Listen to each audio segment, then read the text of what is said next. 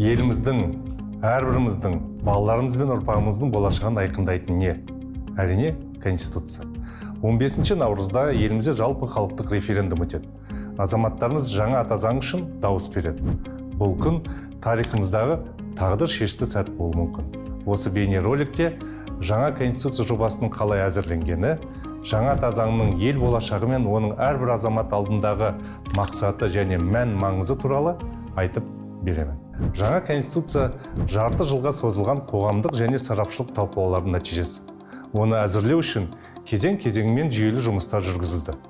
Бұған мемлекет басшысы Қасым-Жомарт Тоқаевтың былтыр 8 қыркүйекте Қазақстан халқына арнаған жолдауындағы бір палаталы парламент құру туралы бастамасы себеп болды. Президент сол кезде конституциялық реформа қатысты түпкілікті шешімді ел азаматтары референдумда қабылдайтынын айтқан еді. Бір палаталы парламентке көшу қазіргі конституцияның 40-қа жуық бабына түзету енгізуді, яғни негізгі заңның жартысына жуығын жаңартуды талап ететіні белгілі болды. Сол себепті 8 қазанда президент бастамасымен парламенттік реформа жөнінде жұмыс тобы құрылды. Оның құрамына 30-дан астам танымал заңгер сарапшылар, парламенттегі саяси партиялар фракцияларының жетекшілері, қоғамдық ұйымдардың өкілдері енді. Президент парламенттік реформаға бастамашы болып қана қоймай, оның жүзеге асырылуына да тікелей атсалысты. Мәселен, мемлекет басшысы парламенттегі президенттік квотадан бас тартуды, цифрландыру жөнінде жаңа комитетті құруды, сонымен қатар жергілікті деңгейде мажоритарлық сайлау жүйесін сақтап, мәслихаттарға бір мандатты округтер арқылы сайлауды ұсынды. Азаматтардың ұсыныстарын жинақтау мақсатында e-өтініш және e-gov платформаларында арнайы бөлім ашылды. Азаматтар мен сарапшылар сондай-ақ еліміздегі 7 саяси партия мен 16 қоғамдық ұйым өз ұсыныстарын жолдады. Қазан-қаңтар айларының аралығында парламенттік реформа бойынша 600-ге жуық ұсыныс келіп түсті. Бұған қоса, Конституцияның басқа да бөлімдеріне қатысты қосымша 2000-нан астам ұсыныс пікір жинақталды. Яғни парламенттік реформамен салыстырғанда Конституцияның басқа бағыттарына қатысты ұсыныстар 3 есе көп түсті. Сол кезде конституциялық реформаның парламенттік жүйені жаңғырту аясынан шығып, үлкен өзгерістерге ұласатыны белгілі болды. Қоғамда Конституцияны толықтай жаңартуға деген сұраныс бар екені анықталды. Сондықтан 20 қаңтарда Қызылордада өткен ұлттық құрылтайының 5 отырысында мемлекет басшысы конституциялық реформа бойынша келіп түскен басқа да ұсыныстарды мәлімдеп, оларды талқылау мақсатында конституциялық комиссия құру туралы шешім қабылдаған жариялады. Оның құрамына ұлттық құрылтай мүшелері, танымал заңгерлер, сарапшылар, мемлекеттік органдар, бұқаралық ақпарат құралдары, өңірлік мәслихаттар, қоғамдық кеңестер мен ғылыми қоғамдастық өкілдерінен тұратын 130 адам енді. Осылайша, комиссияда әртүрлі әлеуметтік және кәсіби топтар, еліміздің барлық өңірі толық қамтылды. Конституциялық комиссияның барлық 12 отырысы ашық форматта өтті. Әр отырыс тікелей эфирден көрсетіліп, бұқаралық ақпарат құралдарында кеңінен таратылды. Конституциялық комиссия отырыстарының жалпы қаралымы 1 миллионнан асты.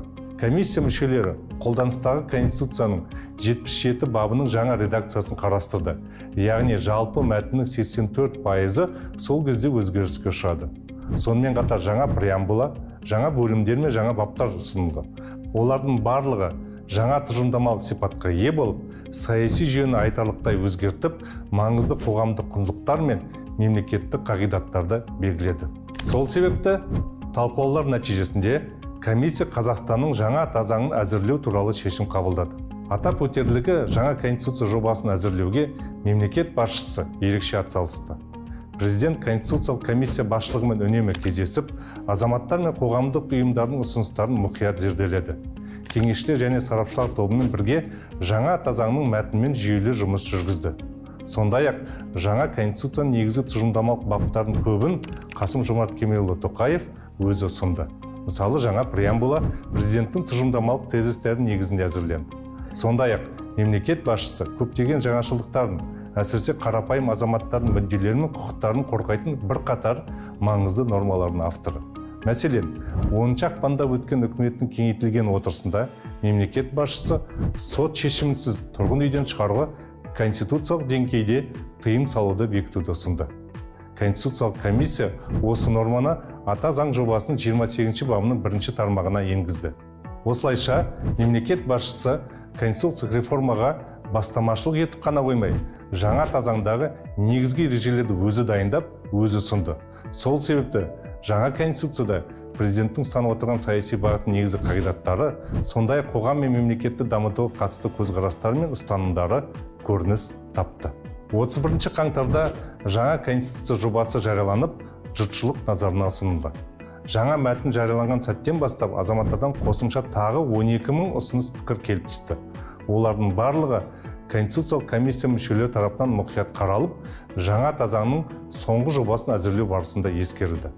Бастапқы күндері 1000-2000 ұсыныс пікір келіп түскен болса, бір аптадан соң өтініштердің саны 50-60-қа дейін азайды. Яғни осы аралықта азаматтардың жаңа тазаңға қатысты көзқарастары толық қалыптасып үлгерді. Сол себепті 11 ақпанда өткен соңғы отырыста Конституциялық комиссия мүшелері жаңа тазаң жобасын жалпы ұлттық референдумға шығаруды ұсынды. Мемлекет басшысы бұл шешімді қолдап, жаңа тазаңды қабылдау мәселесі бойынша республикалық референдумды 2026 жылдың 15 наурызында өткізу туралы жарлыққа қол қойды. Осылайша, алдағы референдум жарты жыл бойы қоғамның талқысына түскен конституциялық реформаның логикалық түйіні болмақ. Жаңа тазаң Конституциялық комиссияның 130 мүшесінің ұсыныстары мен пікірлерін жолдаған мыңдаған азаматтың бірлескен еңбегінің нәтижесі. Сондықтан да оны халықтық конституция деп атайды. Қазіргі қолданыстағы 1995 жылы қабылдаған конституция тәуелсіздігімізді енді ғана алған елең алаң шақта әзірленді. Ол кезде негізгі мемлекеттік институттар енді ғана қалыптасып, қоғамдағы құндылықтардың негізі енді ғана қаланып, шет мемлекеттермен қарым-қатынас енді ғана орнатылып жатты. Қазіргі конституцияның мәтінінде әлі де кеңес кезеңінің ықпалы, сол уақыттың ескірген лексикасы мен терминологиясы байқалады. Мысалы, қазіргі атазаңдағы телеграф, тектік топтық араздық, немесе мемлекеттік қауіпсіздік деген ұғымдар бүгінде қолданылмайды. 1995 жылғы атазаңды небары 12 адамнан ғана тұратын шағын топ жабық форматта әзірледі. Олардың үшеуі шетелдік сарапшылар еді. Ал жаңа конституцияны жазу үшін сырттан ешкім тартылған жоқ. Оны еліміздің 130 азаматтан тұратын комиссия дайындады. Әрине, ешкімде қазіргі қолданыстағы конституцияның мемлекеттің дамуындағы қоғамның қалыптасуындағы маңызды рөлін жоққа шығармайды. Қазіргі атазаң көптеген жетістіктерге негіз болды. Дегенмен бүгінде Қазақстан айтарлықтай өзгерді. Біз мемлекеттілігі орныққан, халықаралық аренада өзіндік беделі бар елге айналдық. 30 жылда әлем де өзгерді, біздің қоғам да өзгерді. Бүгінде қоғамда жаңа сұраныстар, жаңа талаптар пайда болды. Қоғам назары басқа мәселелерге ауды. Мысалы, экологиялық мәселелер, әйелдердің құқықтарын қорғау, мемлекет пен дін арасында қатынастар, ұлттық бірегейлігімізді, дәстүрлі құндылықтарымызды және өмір салтымызды сақтау алдыңғы орынға шықты. Осынау жаңа бағыттар мен қоғамдық сұраныстардың барлығы жаңа конституцияда көрініс тапты. Бүгінде әлем дамуында мүлдем жаңа цикл басталды. Геосаясатта, әлемдік экономикада, ғылым мен технологияда үлкен түбегейлі өзгерістер болып жатыр. Сондықтан көптеген елдердің, соның ішінде біздің елдің де алдында институционалдық жаңару және жаңа жағдайларға бейімделу міндеті тұр. Жаңа тазаң 11 бөлімнен 96 баптан тұрады. Конституцияның жаңашылдығы жаңа мәтін, жаңа преамбула, жаңа құрылым, жаңа бөлімдер мен баптар, жаңа стилистика ғана емес. Ең бастысы, жаңа тазаңның жаңа мазмұнымен, жаңа басымдықтармен және жаңа құндылықтармен толыққанды. Бір сөзбен айтқанда, Конституцияның көптеген нормалары мен баптарына қатысты тәсілдер мен ұғымдар түбегейлі өзгерді. Жаңа тазаңның ел болашағы және оның әрбір азамат алдындағы мақсаты мен мән маңызы қандай? Біріншіден, оның басты ерекшелігі қарапайым адамның мүддесіне бағдарлануы. Жаңа конституцияда басты назар мемлекетке емес, керісінше адамға, оның құқығы мен бостандықтарына, мүддесі мен қажеттіліктеріне аударылған. Жаңа тазаңның преамбуласының өзінде адам құқықтары мен бостандықтары негізгі басымдық ретінде бекітілген. Ал жаңа конституцияның бірінші бабында мемлекеттің басты құндылығы ретінде адам және оның өмірі, құқығы мен бостандығы айқындалған. Жаңа тазаңның екінші бөлімі толықтай адам құқықтарына, бостандықтары мен міндеттеріне арналған. Баптардың саны бойынша Бұл бөлім жаңа конституциядағы 11 бөлімнің ішіндегі ең үлкені. Мысалы, президент бөлімі 10 баптан, үкімет бөлімі 7 баптан, құрылтай бөлімі 12 баптан тұрса, ал азаматтардың құқығын, бостандықтары мен міндеттерін қорғауға арналған бөлімде 30 бап бар. Яғни басқа бөлімдерден 2 немесе 3 есе көп. Қазіргі конституциямен салыстырғанда адам деген сөз жаңа ата заңда 1,5 есе көп қолданылған. Яғни жаңа ата заңның негізінен адамдардың мүддесіне бағытталған осыдан аңғаруға болады. Жаңа конституцияда кез келген санаттағы, кез келген әлеуметтік және кәсіби топтағы, кез келген жастағы адамдардың мүдделері қамтылған. Бұл нені білдіреді? Бұл әрбір азамат өз құқықтарын қорғауда сенімді конституциялық кепілдіктерге ие деген сөз. Мысалы, ғалымдар мен шығармашылық иелері үшін жаңа конституцияда ғылыми, техникалық және көркем шығармашылық еркіндігіне кепілдік берілген. Кәсіпкерлерге жаңа ата заң барлық меншік нысандарының танылуына және қорғалуына кепілдік береді. Әлеуметтік осал топтар үшін мемлекет тарапынан әлеуметтік қорғау құқығы жасына, ауруына, мүгедектігіне, асыраушысынан айырылуына байланысты және заңда көзделген өзге де негіздер бойынша әлеуметтік қамсыздандыру құқығы қамтамасыз етіледі. Жаңа конституцияға сәйкес барлық азаматтар жасына, әлеуметтік және өзге де жағдайына қарамастан еңбек етумен демалу құқығына, білім алуға және денсаулығын сақтауға, сөз бостандығы мен бейбіт жиналыстар өткізуге, жеке деректерін қорғауға, қолайлы қоршаған ортаға ие бола алады. Жаңа конституцияның 4 бабының 1 тармағында мемлекеттік биліктің бірден-бір бастауы әрі егемендіктің иесі Қазақстан халқы екені нақты көрсетілген. Бұл бұрын соңды болмаған жаңа норма. Сондықтан да енді ата заңның 92 бабының 1 тармағына сәйкес конституцияға кез келген өзгерістерді тек жалпы халықтық референдум арқылы, яғни елдің барлық азаматтарының пікірін ескере отырып қана енгізуге болады. Алғаш рет ата заңның конституциялық құрылыс негіздері деп аталатын 1 бөлімнің 3 бабының 2 тармағында мемлекеттің стратегиялық дамуының негізі ретінде табиғи қазбалар, басқа да байлықтар емес, ең алдымен адами капитал, яғни адамдардың білімі, қабілеті, еңбегі белгіленді. Бұл мемлекеттік саясаттағы өте маңызды және терең бетбұрыс. Екіншіден, жаңа конституцияда ұлттық бірегейлігіміз айқын көрсетілген. Алғаш рет преамбулада тарихи тамырымыз көрсетіліп, ұлы даланың мыңдаған жылдық тарихының сабақтастығын сақтау туралы тікелей айтылды. Конституциялық құрылыс негіздері деп аталатын 3 бөлімнің 3 бабының 1 тармағында мемлекет қызметінің негіз құраушы қағидаттарының бірі тарихи мәдени мұраны сақтау және төл мәдениетті қолдау екені нақты айқындалған. Жекелеген нормалар мен баптар өмір салтымызды конституциялық деңгейде сақтауға және қорғауға бағытталған. Мысал ретінде дәстүрлі отбасы институтын және мемлекеттің зайырлы сипатын айтуға болады. Жаңа конституцияда тәуелсіздік пен егемендік ұлттық бірегейлігіміздің негізгі тірегі екені қамтылған. Аталған құндылықта жай декларация емес, нақты нормалармен бекітілген. Жаңа ата заңның конституциялық құрылыстың негізі деп аталатын 1 бөлімнің 3 бабындағы негізгі қағидалар тізімінде мемлекеттік қызметтің ең бірінші қағидасы ретінде егемендік пен тәуелсіздікті қорғау деп көрсетілген. Ал 2 бапта мемлекеттің егемендігі, тәуелсіздігі, унитарлығы, аумақтық тұтастығы, Қазақстан Республикасының басқару үлгісі өзгертілмейді деп тікелей бекітілген. Бұл осы мәселелер талқыланбайды, тіпті референдумға да шығарылмайды дегенді білдіреді. Олар мемлекетіміздің өзгермейтін негізі болып саналады. Жаңа конституцияның мәтінімен танысқанда егемендік және тәуелсіздік сөздерін бас әріппен жазылған байқаған боларсыздар. Бұл мәтіннің стилистикалық ерекшелігі ғана емес, мемлекет басшысының тұжырымдамалық ұстанымын көрсетеді. Оның пікірінше тәуелсіздік және егемендік басты құндылықтар, сондықтан олар қоғамдық санада қасиетті де қастерлі ұғымдар ретінде бекітілуі керек.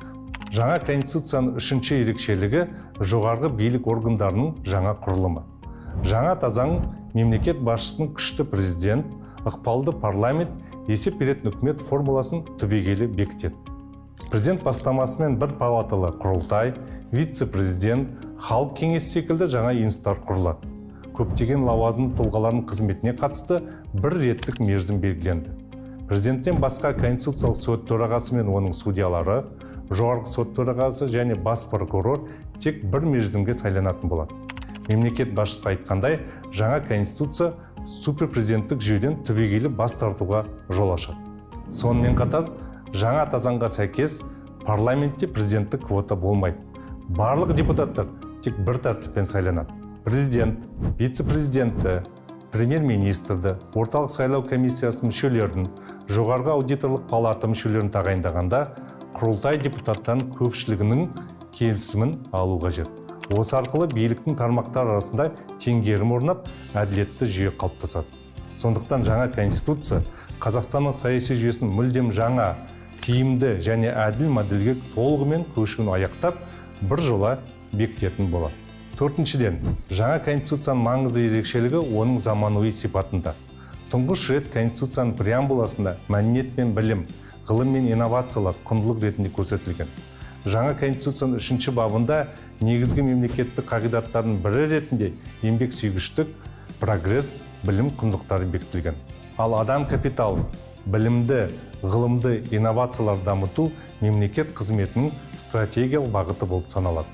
Сондай-ақ, жаңа конституцияның азаматтардың құқықтары мен бостандықтары туралы 2-ші бөлімнің 18-ші бабының 3-ші тармағында алғаш рет Миранда ережесі бекітілді. Яғни ұсталған сәттен бастап әрбір адамға оның бостандығын шектеу негіздері және құқықтары міндетті түрде түсіндірілуі керек. Атап айтқанда, адвокатты пайдалануға, үн қатпауға, өзіне қарсы куәлік беруден бас тартуға құқығы бар. Қазақстан азаматтардың құқықтарын цифрлы кеңістікте қорғау нормасын конституциялық деңгейде бекіткен алғашқы елдердің бірі. Жаңа конституцияның 21-ші бабының 1-ші және 2-ші тармақтарында жеке деректерді қорғау құқығына кепілдік беріледі. Банк операцияларының құпиялылығы, жеке салымдар мен жинақтар, сондай-ақ хат алмасу цифрлық технологияларды пайдалану арқылы қорғалады. Бұл адам құқықтарын қорғаудың жаңа өлшемі. Осы тұрғыдан алғанда, жаңа конституция болашақта басқа мемлекеттер үшін де үлгі бағдар бола алады. Жаңа конституцияда қоғамның жаңа сұраныстары мен құндылықтары да қамтылған. Оның ішінде әйелдер мен балалардың құқықтары, егде жастағы азаматтарға қамқорлық жасау, волонтерлік, ұлттық мүддеге басымдық беру, қоршаған ортаны қорғау сияқты мәселелер бар. Жалпы алғанда, жаңа конституцияның заманауи сипаты дәстүрлі құндылықтарды сақтай отырып, прогреске ұмтылуында. Бесіншіден, бұл мемлекеттік, елдік, ұлттық мүдде тұрғысынан жазылған конституция. Конституцияда мемлекеттік тіл қазақ тілі екені нақты жазылған, айқын бекітілген. Осылайша жаңа заңның конституциялық құрылыс негіздері деп аталатын 1-ші бөлімнің 9-ші бабының барлық тармақтары енді бір нақты логикаға келтірілді. Яғни бізде мемлекеттік тіл біреу жалғыз, ол қазақ тілі. Басқа мемлекеттік тіл жоқ. Жаңа конституцияның мемлекеттік тілдегі нұсқасы аударма емес. Жаңа заң о бастан және тұңғыш рет қазақ тілінде мемлекеттік тілде әзірленді. Терминологиялық редакциялық жұмыстарды заңгерлер мен лингвист мамандар бірлесіп жүргізді. Екіұшты мәселе туындаған жағдайда ата заңның мемлекеттік тілдегі мәтіні негізге алынды. Осылайша конституция нормаларының мәні нақтыланып, әртүрлі шешімдерге негіз болатын кемшіліктер жойылды. Нәтижесінде жаңа заңның мәтіні оқуға жеңіл, түсінуге оңай, құқықтық тұрғыдан нақты құжатқа айналды. Осылайша жаңа конституция еліміздің дамуына жаңа серпін, жаңа бағыт береді және тарихымыздың жаңа дәуірін ашады. Егер жаңа конституция референдумда қабылданса, барлық заңнаманы жаңа заң нормаларына сәйкестендіру бойынша жүйелі жұмыс басталады. Яғни, ондаған заңды қабылдау қажет болады. Бұл жаңа конституцияның баптары жай декларация ғана емес, өзгерістерге жол ашатын нақты құрал болатынын білдіреді. 15 наурыз маңызды шешім қабылдайтын күн. Бұл күн еліміз үшін де, әрбір азамат үшін де ерекше мәнге ие. Дауыс беретін учаскеңіз, қажетті құжаттар мен референдумның тәртібі туралы толық ақпаратты электронды үкімет порталынан және арнайы ақпарат ресурстарынан біле аласыз. Референдум елдің болашағына әсер етуге, өзіңіздің және жақындарыңыздың өмірін жақсартуға берілетін нақты мүмкіндік және сіздің құқыңыз. Назарларыңызға рахмет.